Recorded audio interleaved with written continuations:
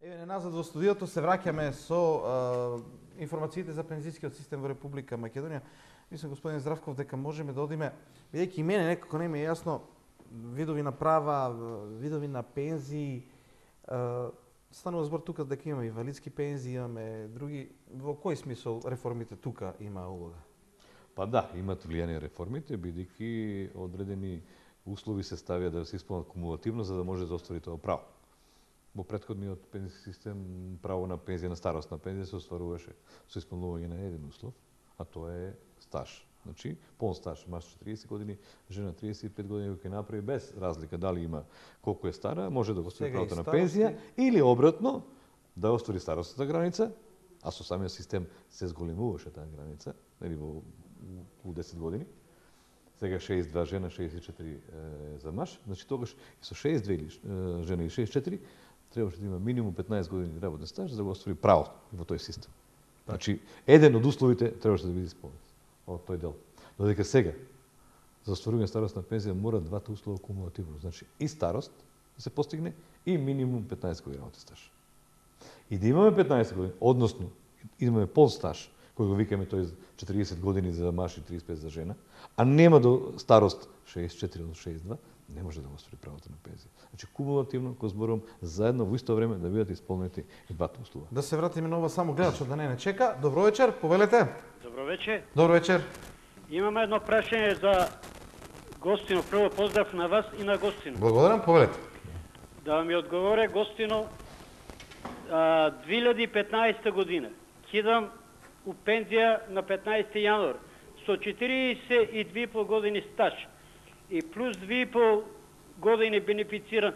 Колку проценто ќе ми биде на мене за пензија? Дали над 80% или помалку? На мојот директор Здравков Лучудов питам да ми одговори. Добро, благодарам на Ивањето. Мислам дека го погоди и следното прашање кое што требаше да видиме, макар ќе се врадиме и на видовите на пензии, ама да објасниме околу бенефицирање. Во секој случај, значи ако овие бројки се такви, 2015 наполни 64 години, има 43 години стаж, во секој случај дека пензијата ќе биде над 80%. Колку ќе биде војме, не знам, бидејќи мораме да двоиме стаж до 31.12.2012 година и стаж после 1.1.2013 година. Што е со бенефицираниот стаж? Што се случува? Па, дали погрешно се разбира? Тоа е интересна работа, кај што еве малку нашите граѓани можеби погрешно го сваќаат или недоволно јасно го сваќаат. Така, бенефицираниот стаж да објасниме малку за бенефицираниот стаж. Значи бенефицираниот стаж значи зголемување на стажот за една година, значи додавање на одредени месеци за една календарска година, значи зголемување. Стаж со зголемено траење. Дали тоа за една година 12 ќе биде 14 месеци, за 12 месеци ќе биде 15 или 16, зависи од работното место и класификацијата на бенефицираниот стаж за тоа работно место спрема законот. Сегашниот закон, бидејќи велам дека кумулативно се исполнуваат условите, мора и старосна граница, овозможува да за сметка на бенефицираниот стаж се намали старосната граница.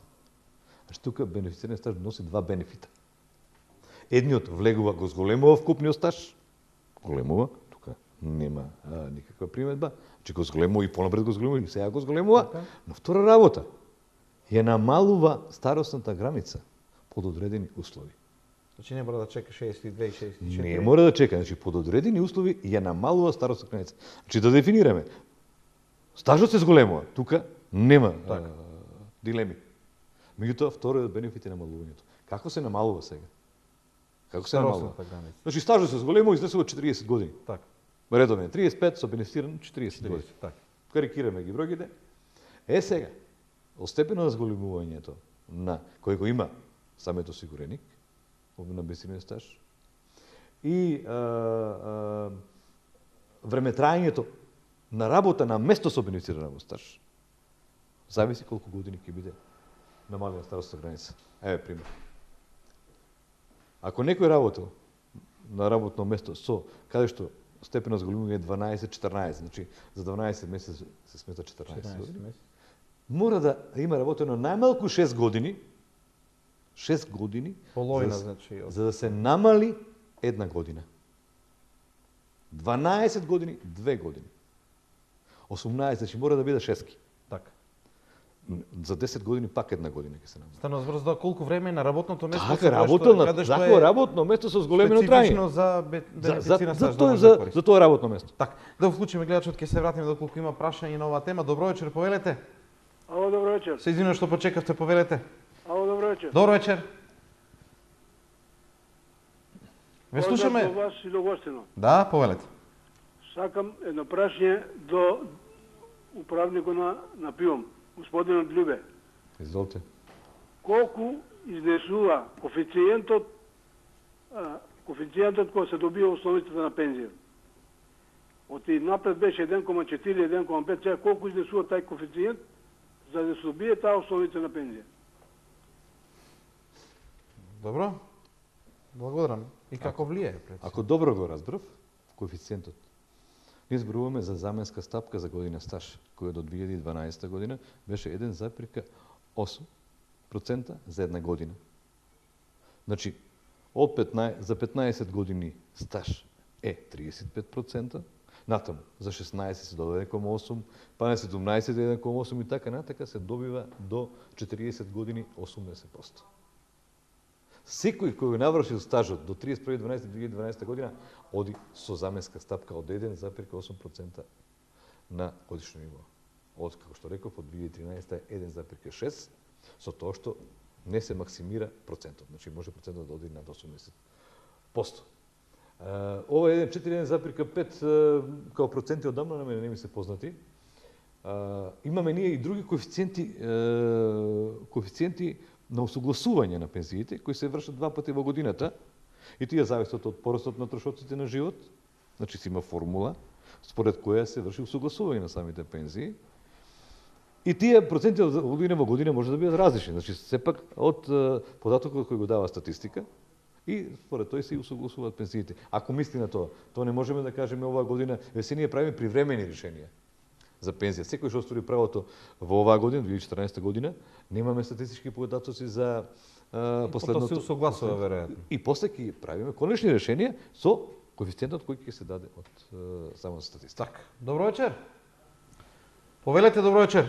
Ало, добро вечер. Добро вечер. Се јавам од Делчево. Добро.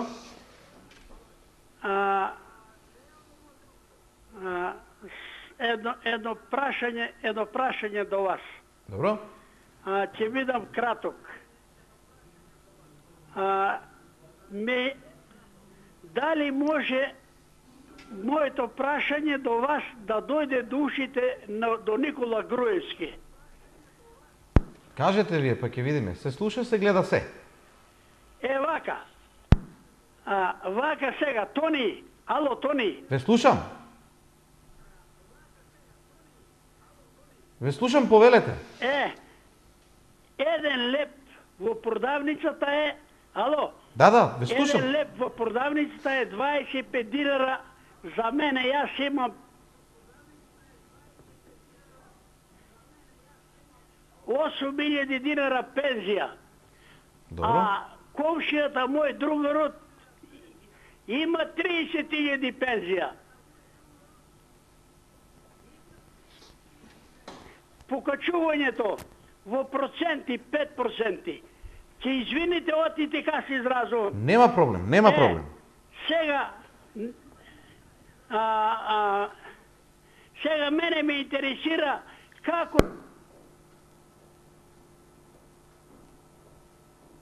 Линијата ви прекинува. Дали сте уште тука?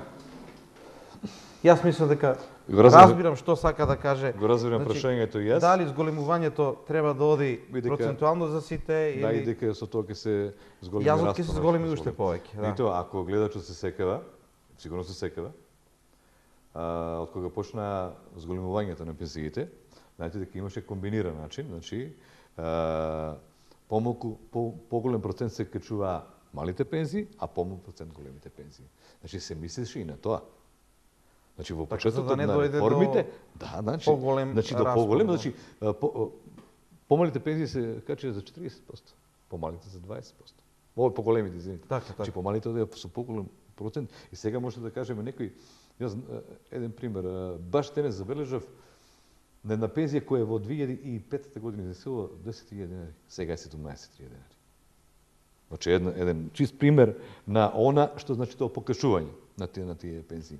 Значи, се рачунуването не може, по мен, еве сега имавме зголемување на пензиите за 550 денари во апсолутен износ на секого. Така на сите. Значи, на секого. Тоа е века И остануваше рамно. истата разлика. Значи, остануваше истата разлика, не може зголемување. Веројатно Значи, подобра е варијантата процентуално кога е различна, помал процент кај повисоките. се ми се чини дека би надевам било дека и владата и самиот наш систем кој има социјална компонента, дека ќе размислува и на овие начини, да не дојде до поголем расслојување по пензионерите, туку секое едно покачување, усогласување, дојде со различен процент за различно ниво на пензија. Така.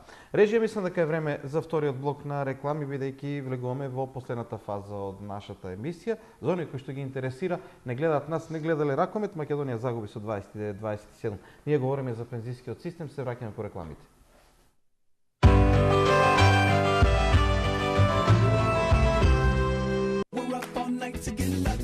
Пица Палма.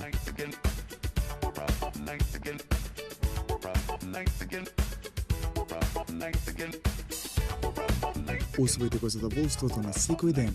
Пица ресторан Палма во Делчево. Добра вечер од Eurolink, единствената осигурителна компанија која никогаш не спие. Ви посакуваме убава вечер.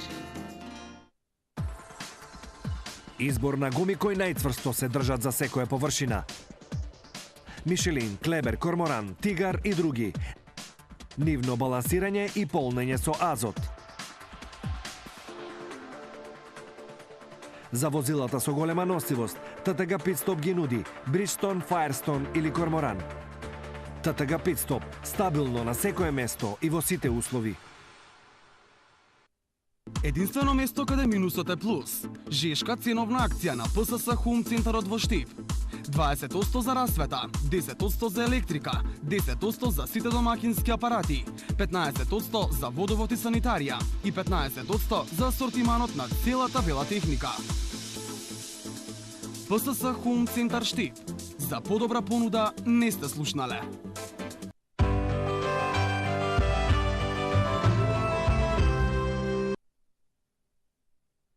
Немаме многу време, се надам ќе имаме време и за двете теми. Прашање одно што ми остана, меѓутоа пред тоа би сакал да расчистиме една работа, бидејќи коментирам со колеги, со пријатели, познаници, кога се најави дека сега во февруари или кога треба да се зголемат Од пензиите. мартовската пензија. Е така. И сега се коментираше дека не е тоа зголемување, туку само усогласување и дека владата сака на рекламен трик со усогласувањето на пензиите да направи дека се зголемуваат. Дали има вистина во тоа? Не. Едно усогласување, друго е покачување. Значи, мораме Така? да ги расчлениме работите. Значи, сега со пензијата за март месец ќе има зголемување од 5% на основицата на пензијата. Усогласувањето се врши секоја година на секои 6 месеци. Според формулата, порастот на трошоците на живот 50% и пораст на платите во државата 50%. Значи, Тоа е усогласување. во со мартовската пензија ќе домијат зголемување 5% мислам беше. А во И- седми месец ќе има усогласување усогласување. според Кој што формулата е пораст на друга трошоците работа. на живот и пораст. Така сакам Тоа е да го друга расчистиме тоа. Ајде да вклучиме последниот гледач за да имам време и за овие две прашања кои што ги кажавме. Добро вечер, повелете. Ало? Ало, Добро вечер, повелете. добро вечер. Добро вечер. Поздрав до гостинот, поздрав до тебе, Тони. Благодарам. Имам едно прашање. Ајде. Да. Да ве слушам. Сега одјав во пензија од 10 јануари. Со стаж со 43 години. 43 години, старо 64. Која? Старо 64. Добро. Која ставка ме... Сега не знам која, дали ќе биде 70% или 80% од пензијата. Дали Просекот. добил решение за пензија? Добивте ли решение за пензија?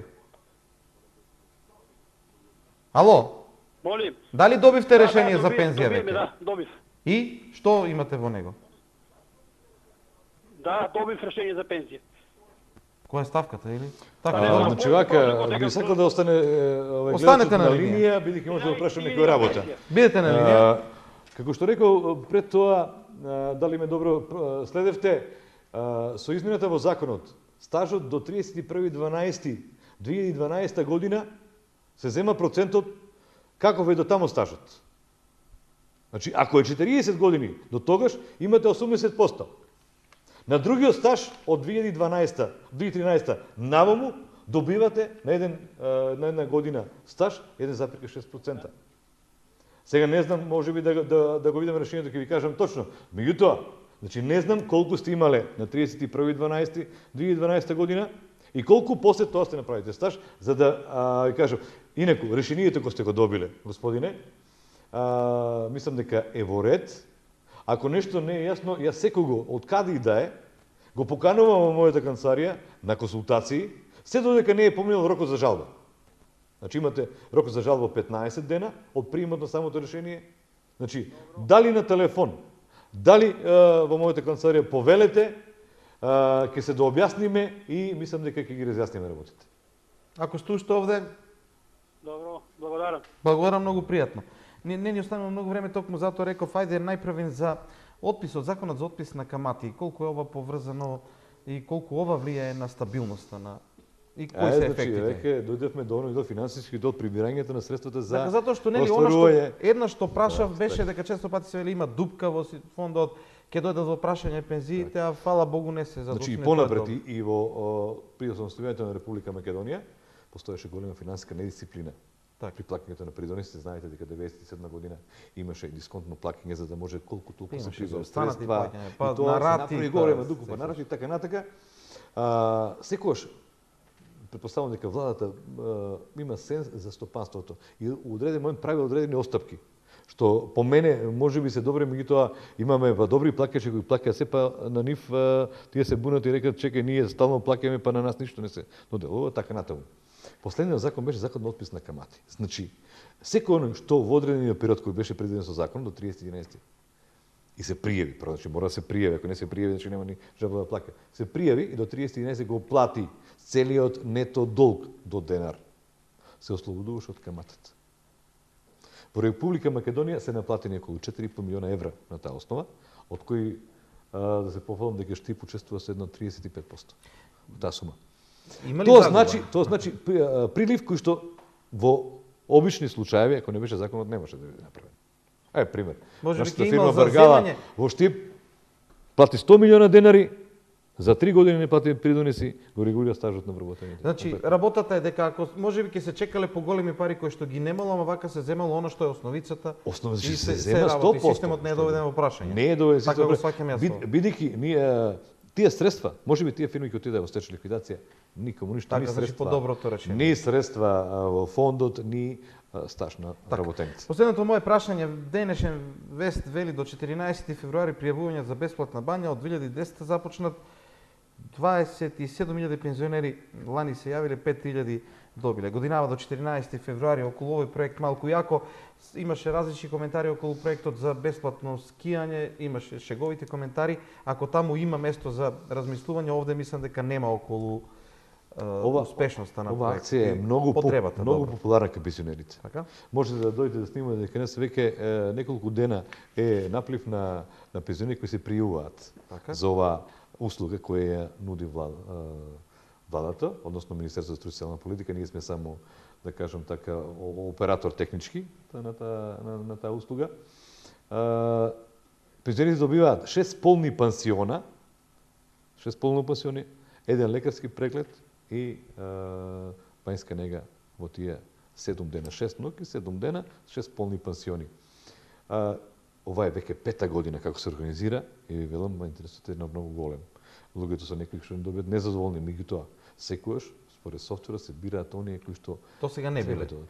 Кои што не биле прво, така? Значи мора, кој искористил еднаш правото овие 4 години, така? Оваа година нема право. Тоа е првиот услов. Нема и тоа системот ќе го отфрли него. Меѓутоа постојат и други услови, значи висина на пензија, време траење на примање на пензија, вид на пензија, дали тоа инвалидска, дали лицето е корисник на помош за туѓа нега, дали е корисник на надоместок за мобилност и слепило. Сето тоа свој носи. Се пријавуваат во подрачните единици на фондот, така? Да, пријавувањето е во подрачни единици на фондот за пензијско и инвалидско осигурување. Ние имаме барање кај нас, само се бара од странката да носи документ за идентификација, чек од пензијата од ноември месец. И барањето го пополнуваме, тоа е се, ако прима и други принадлежности, како што реков, значи чекот за туѓата нега, чекот за примањето за опосна мобилност и слепило, или ако е корисник на странска пензија, исто да донесе од банката извод за висината. Сето тоа до 14 февруари. До 14 февруари се примаат барањата, а потоа истите ќе бидат известени, оние кои што ќе добијат, значи кои ќе се вклопат во сите тие параметри, ќе добијат известување дома, кога и кој термин ќе ја користат таа услуга, додека останатите ќе се објават кои нема да бидат избрани, така да кажам, бидејќи ќе се појават можеби 100.000 души, само 5, 6, 7, 10.000. Сега не знам колку ќе бидат точно, тоа не е најавено. Тие истите нема да добијат, ќе бидат објавени, да си знаат дека не се ја добиле, па може во иднина да конкурираат наредната година. Времето ни измине, аз ви благодарам за гостувањето и информациите кои што ги споделивме со граѓаните. Секојаш има интерес околу овие теми, се интересираат конкретно оние што сакаат на телефон или во подрачната единица, секојаш ќе добијат информација. Благодарам и на вас и ги повикувам сите граѓани што има проблем или непознаници по оваа тема, повелете во филијалата на фондот во Штип и ќе добиете вистинска информација. Благодарам, тоа беше гостувањето на господин Љубе Здравков, раководител на подрачната единица на Фондот за пензиско инвалидско осигурување на Република Македонија. Имате добро расположение, утре вечер ве чекам во исто време во 17:20 некаде по првите вести со нова тема, нов гостин, следете ги најавите во текот на нашата програма. Се гледаме утре.